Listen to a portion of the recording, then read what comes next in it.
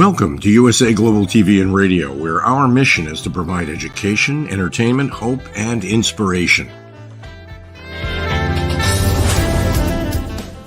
USA Global TV and Radio connects you with experts and audiences all around the world every single day to help you succeed in business and to live a richer life.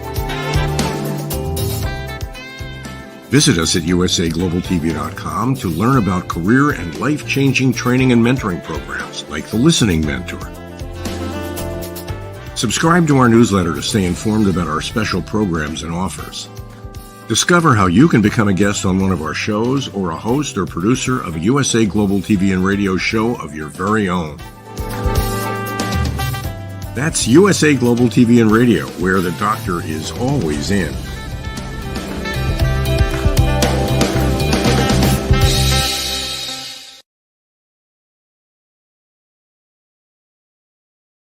Hi, red.olaughlin here, USA Global TV and Radio Network, and today we're on The Wise Ones, and I am just super happy to have a good couple, more than acquaintances. I've known them for a while. I've done some interviews back and forth, and they just have a wealth of knowledge, super great in so many ways. So with that being said, besides that, welcome to The Wise Ones, and let's go ahead and bring up Rox and Charles, and we'll begin.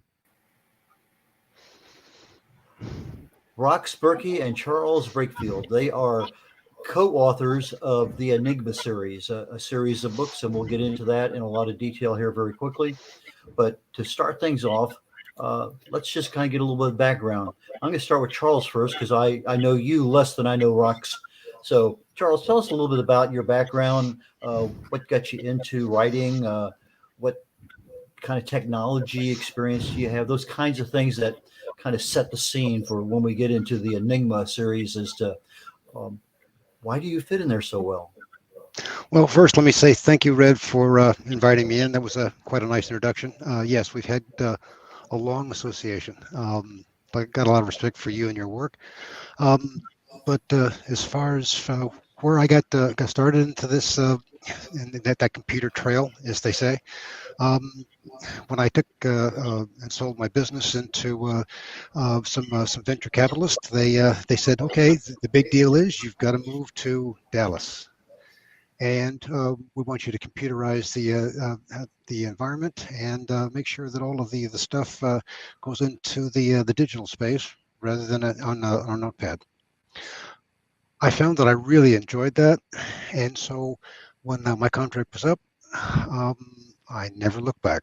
I've always been in technology, and it's been for decades. So I've probably get certified on more technologies than you've never heard of, as they tend to vaporize, morph, change into something else, but the fundamentals are still there, and that's it gives me a good background for the next generation of things to learn. And so if you're in the technology business and you have a passion for it like I do, you're not satisfied with just status quo. It's always what's next, what's new. And that's kind of where I got tangled up with Rox Burkey.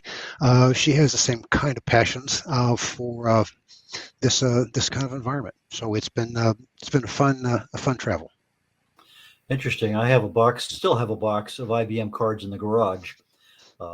And I haven't done much with them since I took the course many decades ago. But it's one of those things, I just never threw it away. But anyway, but you spent time obviously organizing and doing that with the data. How did you transition into actually becoming a writer and then an author? That's how come we're here today, is because of your success in the writing field. Well, a lot of what we get was outbound consulting work from the companies we worked for. We worked in manufacturing, and when you're always getting the new toys, the first thing they say is, okay, do you understand this? Good. Go show somebody else so we can sell it. And then show them how they can use it and explain to them why they need to be our customer rather than somebody else's.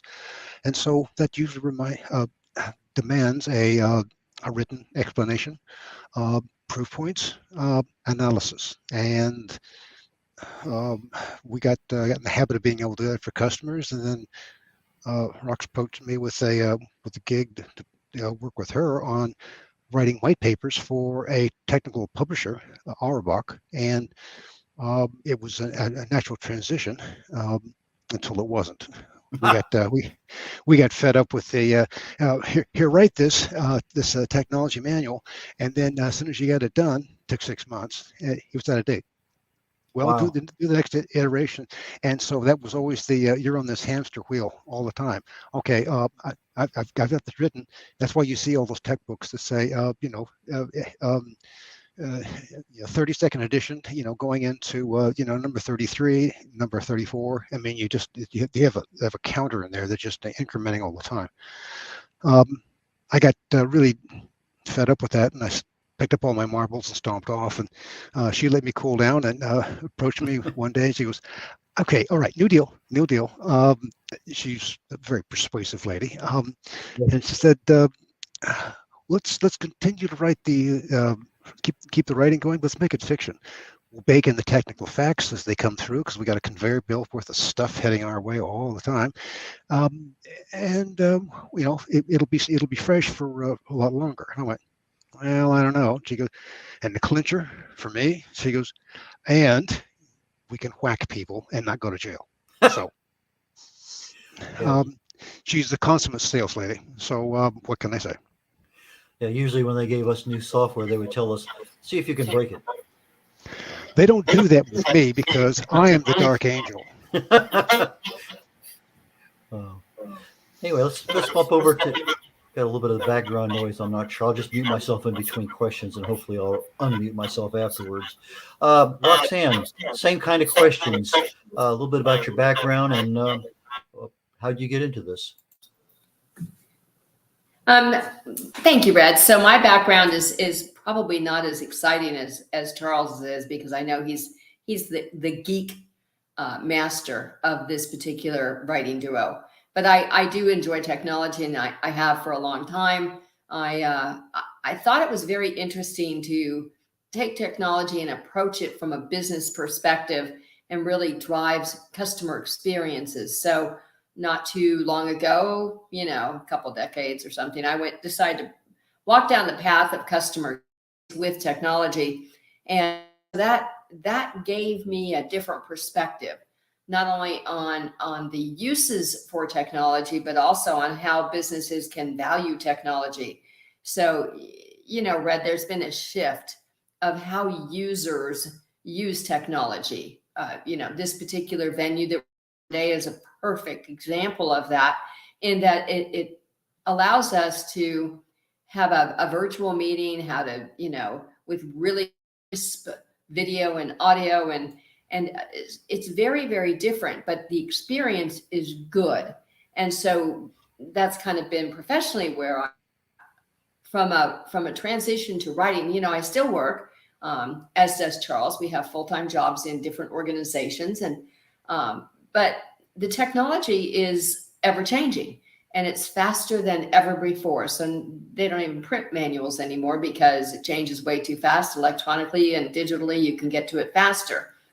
So we decided to do exactly as Charles indicated. We want to have technology in there, but we want to really have a good, thriller kind of story. So we focus on technology threats, and we use threats that are very common in today's world. And unfortunately, sometimes it's like, wow, that was really scary. Because sometimes people don't understand that technology is available to us and can do a lot of wonderful things for us, but it's also available to the bad guys. And so that's the area that we explore. So you are kind of like the hidden conscience of the bad guys. Well, we know how to whack them.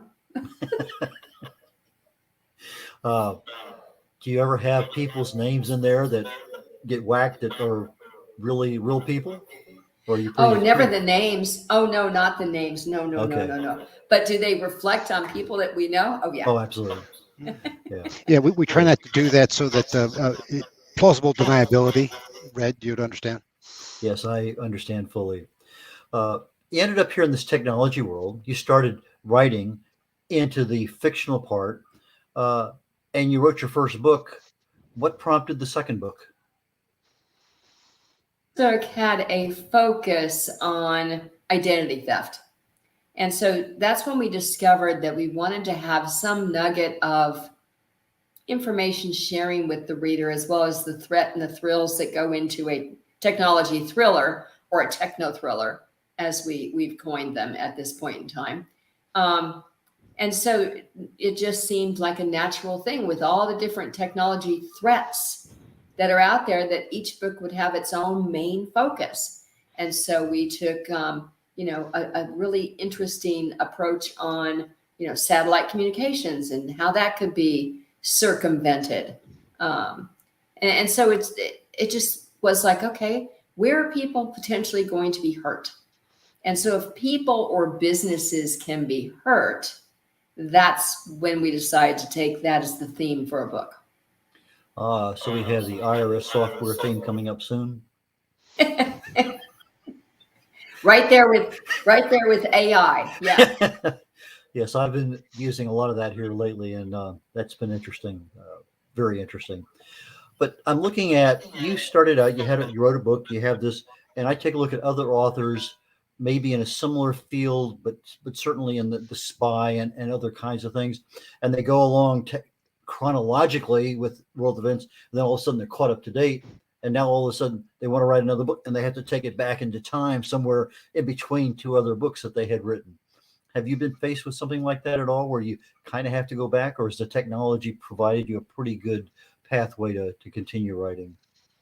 We've been pretty successful about being able to adapt the next threat into the genealogy of the and the growth of the characters, because we the story is the important piece, but the character development and the character growth are things that are we have a lot, we spend a lot of time on, a lot of polishing effort to be able to get the characters show the not just one-sided, but multidimensional.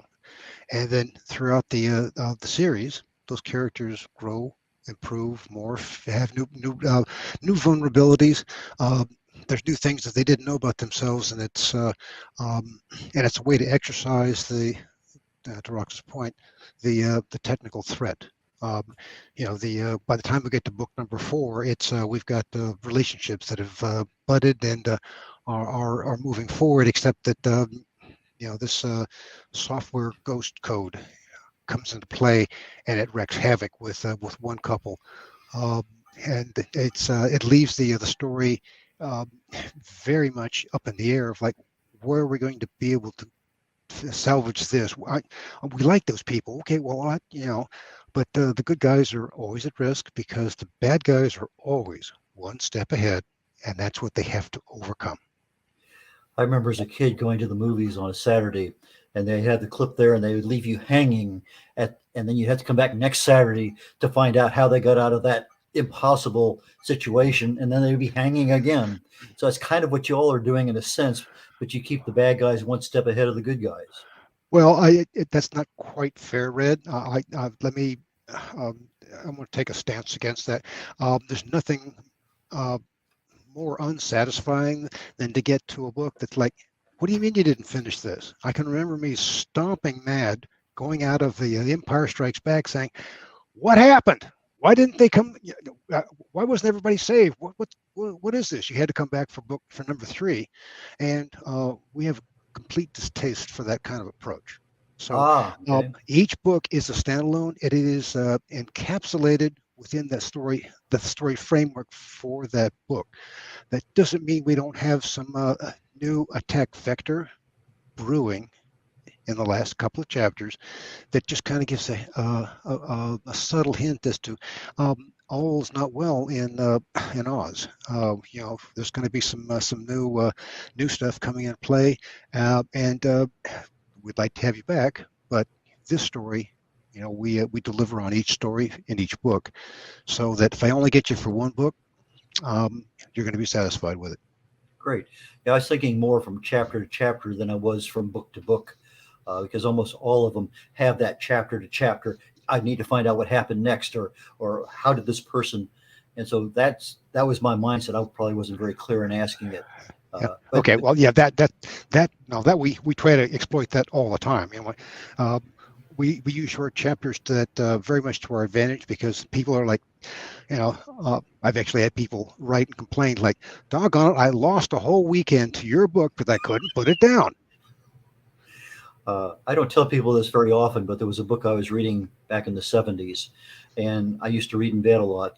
I don't do that anymore. I got out of bed to read, so I don't confuse my body. But regardless, I'm reading, and all of a sudden the alarm goes off. I had read through the entire night, and I had no concept of where time went. I looked over, and and I realized that I had read until my alarm went off to get up to go to work. Sometimes those things capture you so much you can't let go. That's a great recommendation for any author. My hats off to that author.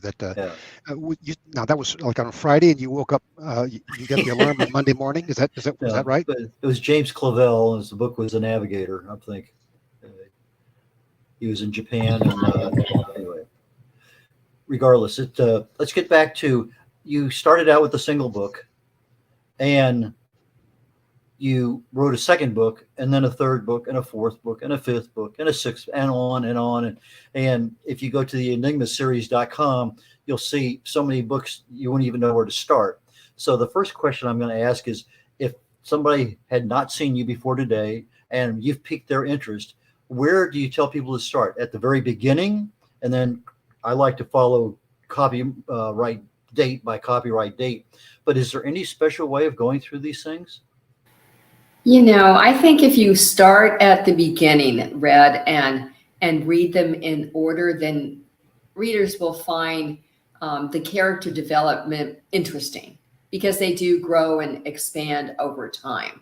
But if there's a specific threat vector that someone wants to focus on, then that may be the one that really, really just, that's where they want to go. So if somebody's totally passionate about cryptocurrency, as an example, then they may really want to focus in on the Enigma source, to really dig in on cryptocurrency, because that was kind of an interesting focus, and it's very relevant today. It actually wasn't as prevalent across the globe when we delivered that book as it is now.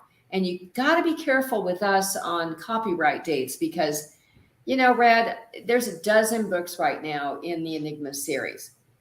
And we did start going back to revise and release second editions on them, because after writing for, as long as we've been writing these, we found that, they could be a little improved in places. And so we started doing that. And, this summer we are going to release Enigma Dragon. We just released the second edition for Enigma Gamers. So careful about that copyright date.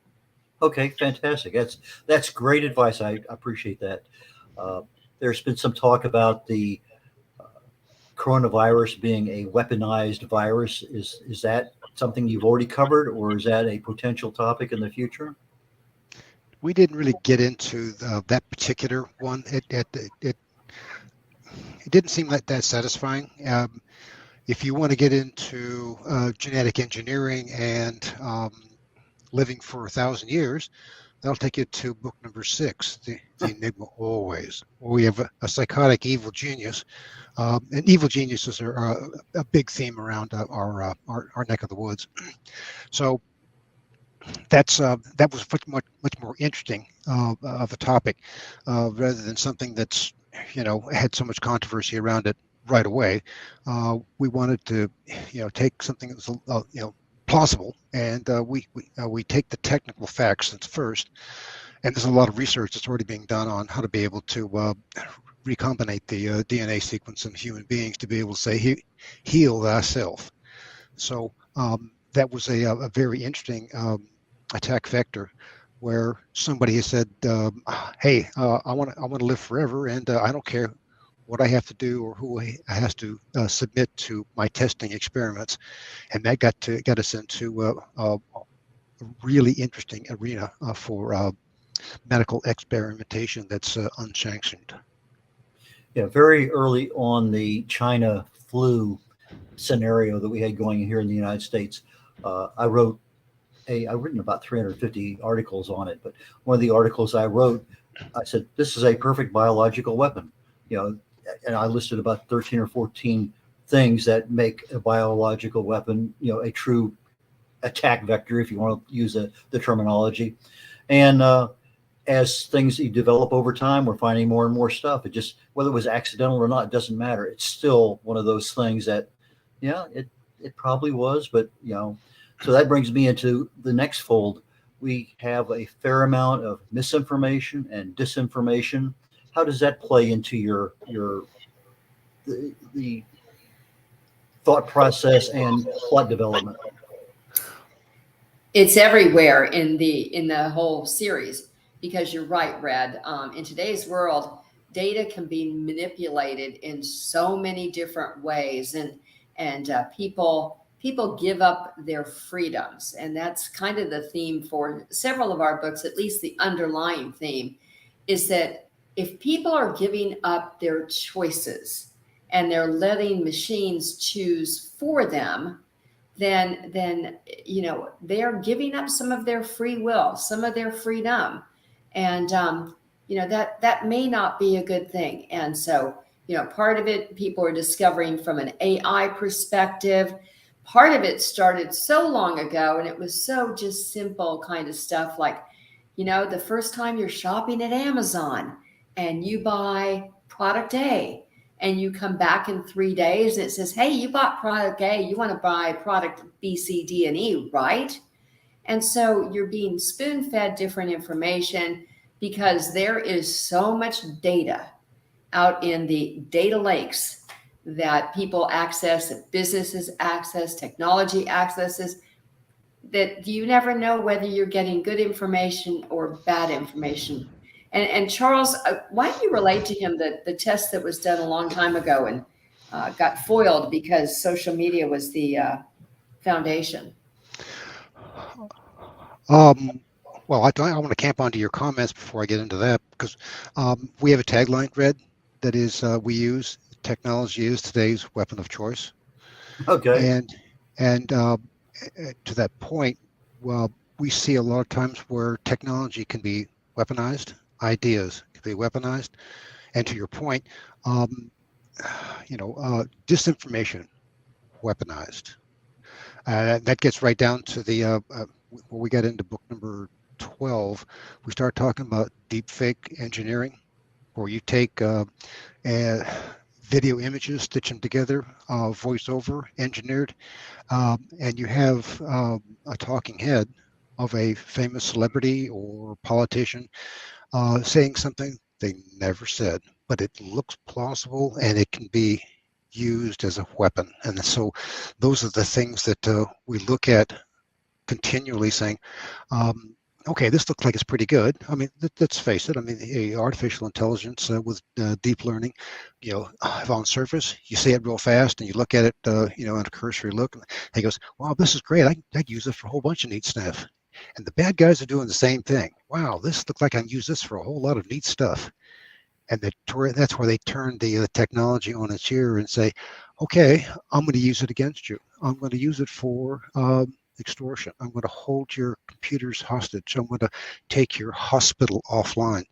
I'm going to publish all of your internal information if you don't pay me money that I didn't earn. So those are the kind of things that we see good technology weaponized, and it leads right into our tagline, today's weapon of choice. I like that a lot. I really do. Follow up, Rox? No, I mean, it's kind of the focus that we have, Red, is, we want to tell good stories. We want them to be exciting. We want them to be thrilling, and just enough of an edge on them that maybe I do need to recheck my passwords. Maybe I need to not share everything that I do think and say on every social media channel that we have. So it's just kind of a cautionary thing. The target recently really has been people that are, like over 60, getting focused on retirement, because that was kind of the trusting generation. And so, if somebody says they need help, or if somebody says they need something, or they have this sense of urgency, regardless of the method of communication, the older generation tends to believe it, and that's scary. That's actually a very interesting point, because when you look at scammers and those, what do you call it? There's some kind of artist, I can't think of. Anyway, they prey on the fact that there's a solution to a problem that somebody has. And we don't worry about like, trust, and all the rest of that stuff. You have a solution. It's been bothering me. It keeps me up late at night. I can't do anything. And regardless of what it is, here's a solution. And they bam 100% right into it. And so that's a very true thing. But when the good guys are there, they obviously have to have some method of keeping themselves safe. I mean, when I think about that, first thing comes to mind is, some kind of air gap system, some kind of VPN, some kind of whatever. But in that context, how do the good guys learn how to protect themselves? Well, it's usually learn the hard way, because they're usually one step ahead of you. I was sitting in an office one day, and they said, gee, we'd like to be able to turn the computers on for you, but right now they're all infected.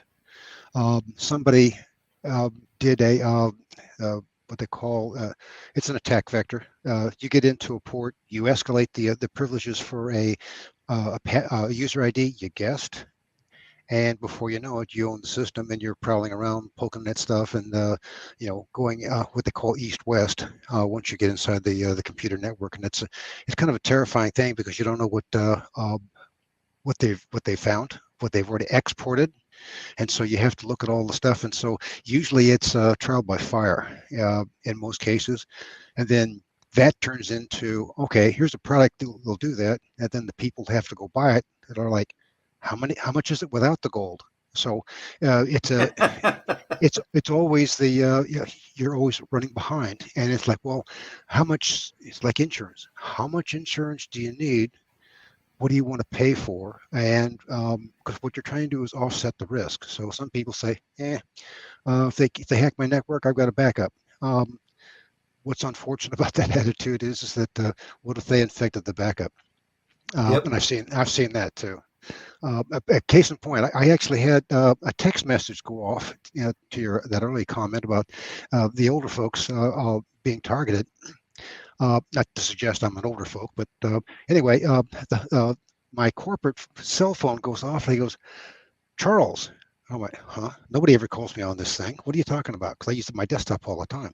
Charles, this is the CEO. I can't tell you his name because, well, this is CEO. I'm in a meeting right now, and I need you to go down to the store and get a whole flock of gift cards for these customers that I'm entertaining, and get them to me. And I'm like, wow, I write about this kind of stuff. This is cool. This is so cool. Yeah, I just love that. So I played cat and mouse with this lunatic for 15 minutes. I said, gosh, what's an Apple card? And he goes, can you go down to the store? And I said, well, I can't. I'm sort of in jail right now. Can you call and have them let me out, and I'll go see what I can do for you? And that was the last time I got a text message from him. But that's the kind of thing where it's like, that's actually a true scenario in the UK. A certified financial officer got a bogus text message from what he thought was the CEO. He said, I am trying to arrange for a buyout of this company. Please transfer in £20,000 to this account so I can write a check now.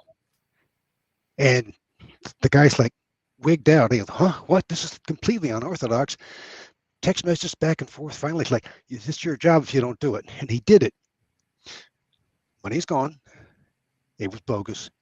And the CEO said, have you lost your mind? Why would I do something stupid like that? To and put you at risk, and by the way, you're fired. So it was those are All you need is one. All you need is one to be successful, and it may take you thousands of tries to be able to find that one sucker, and that's what the bad guys are waiting for. I worked for a very large company many years ago, and one of the tasks that I got was to do a risk assessment on the computer system they had, not so much from how it works, but the storage and information anyway. And I was going through there, and we worked not that far from the airport. You could hear the airplanes going over all the time.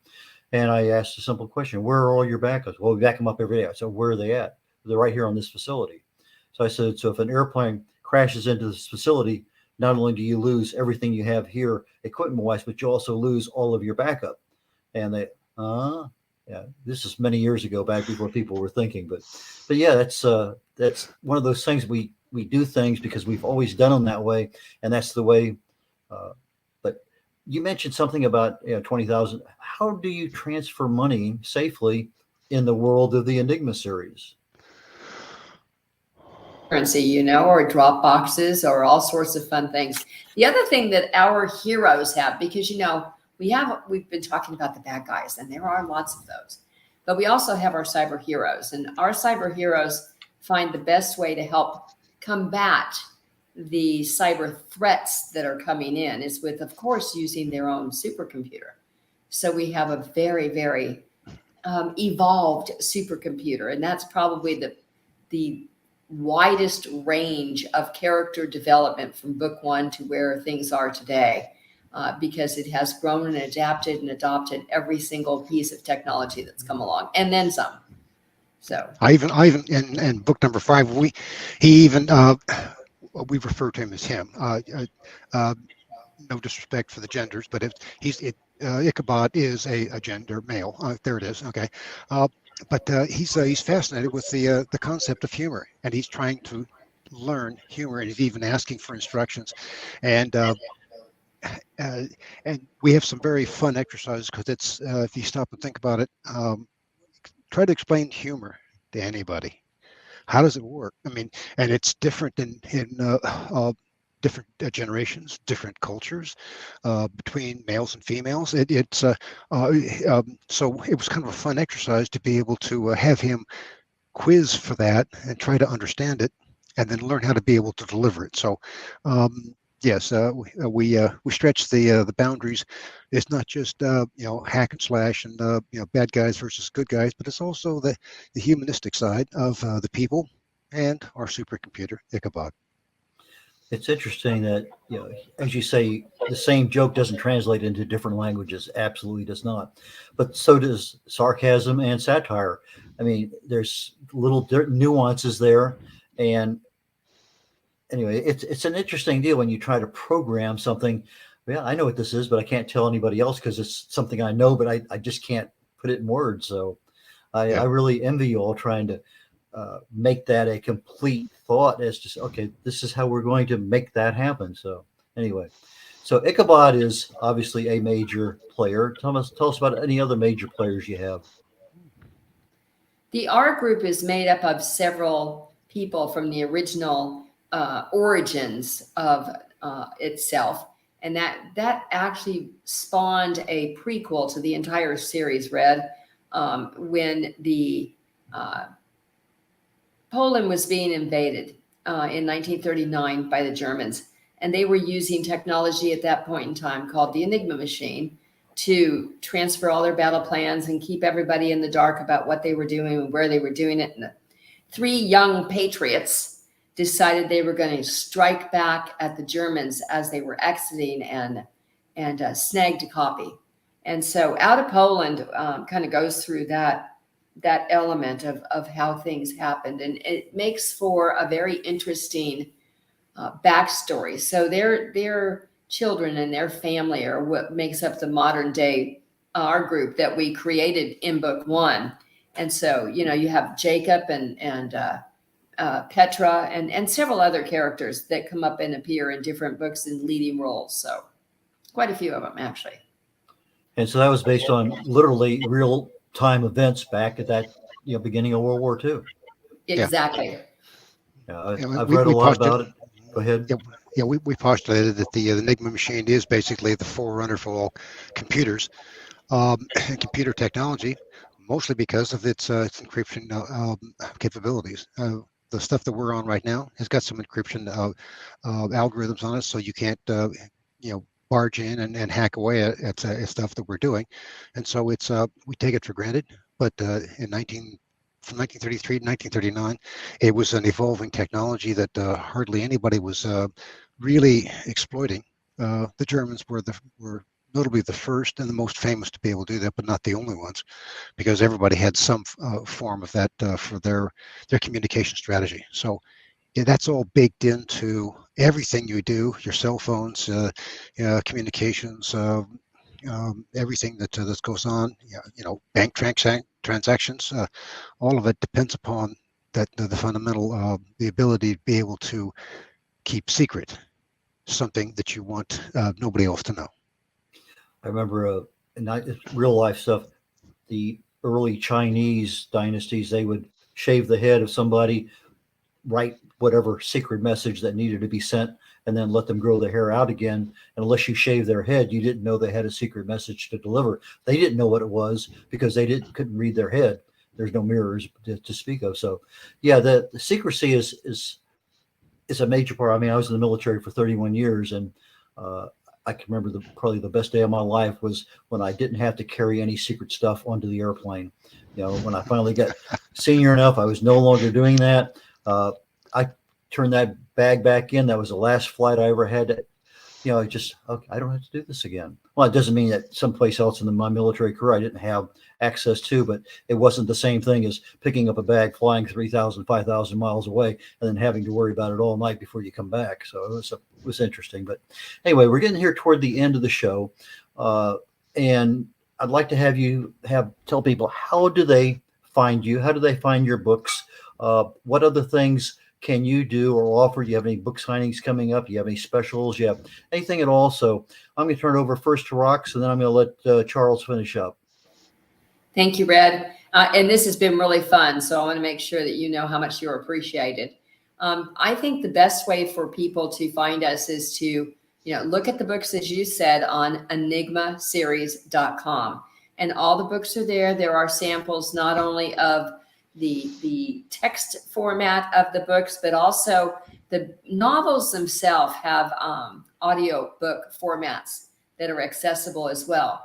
So everything can be purchased off of Amazon, including the short stories. Short stories are only available in ebooks.